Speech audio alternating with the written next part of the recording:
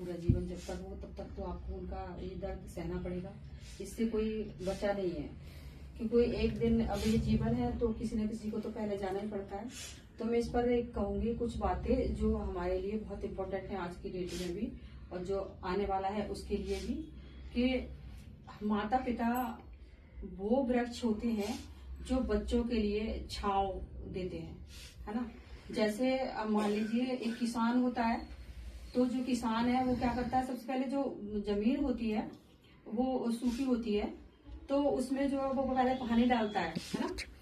हाँ, पानी डालता है पहले वो, और उसके बाद फिर वो क्या करता है, उसमें नमी आने का इंतजार करता है थोड़ा, फिर उसमें वो हल चलाता है ना। हल चलाता है, फिर उसके बाद क्या करता है, नेक्स्ट टाइम तो उसमें दाना डालता है ना। तो जब दाना डालता है फिर वो दाना उगता है उसमें, है ना। जब दाना उग जाता है फिर उसके बाद आती है वो दाना बाहर, जब वो उसका बीज जो बाहर आया, अंकुर निकला, तो आपको इसे रिलेटेड करिए पेरेंट्स से। पेरेंट्स क्या कर रहे हैं, तो एक इस तरह से कहानी है। तो अब जब पौधा निकला तो उसके साथ तो बहुत सारी चीजें और भी निकलती हैं, जैसे खरपतवार बोलते हैं। तो ऐसे ही बच्चे के जीवन में भी जो हमारी कोई बीमारी है, कोई कुछ है, तो हम उसकी दवाइयां कराते हैं। तो ऐसी बुद्धि की तरह बताते हैं कि जो खरपतवार है उसको हमें निकालना पड़ता है बच्चे पौधे को स्वच्छ रखने के लिए। तो वो जो मालिक होता है वो सबसे पहले जो उसके अंदर खरपतवार नहीं निकलने देता और उसको हटाता है। उसके बाद नेक्स्ट टाइम क्या होता है कि वो पौधा जो अच्छा ग्रो कर रहा होता है, फिर उसे पानी की जब जरूरत है तब उसे पानी दे रहा है। जब उसे मतलब जिस चीज की जरूरत होती है तो उस टाइम बार बार देखे कि उसमें कोई कीड़ा ना लग जाए या कोई और ना चीज लग जाए।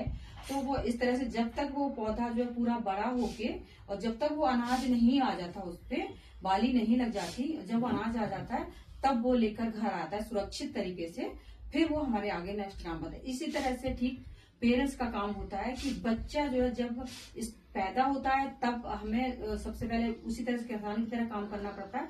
बच्चा हमारा बड़ा होता है, उसके लालन पालन में हमें जो क्या खिलाना है, क्या देना है, क्या नहीं देना है, उसके भविष्य के लिए क्या चीज अच्छी है, क्या चीज बुरी है, कौन सा स्कूल सही रहेगा, कौन सी शिक्षा देनी है। तो हमारा अच्छे से अच्छा हम स्कूल देखते हैं, स्कूल में बच्चे को शिक्षा देते हैं, फिर हम जाके पीटीए मीटिंग में भी जाते हैं, है ना, कि भाई हमारा बच्चा कहीं गलत संगति में तो नहीं पड़ रहा। और ये हर पेरेंट्स का काम है कि हमारे बच्चे को जो है सुरक्षित रखने के लिए हमें सारी चीजें ये देखना जरूरी है। बच्चे को कभी भी इग्नोर ना करें, बच्चे को एक दोस्त की तरह पाले, उसकी हर बात सुने। स्कूल से जो भी चीज वो लेकर आ रहा है, अच्छी बुरी, अगर आप उसके दोस्त नहीं बनेंगे तो वो कहीं और जाके पूछेगा।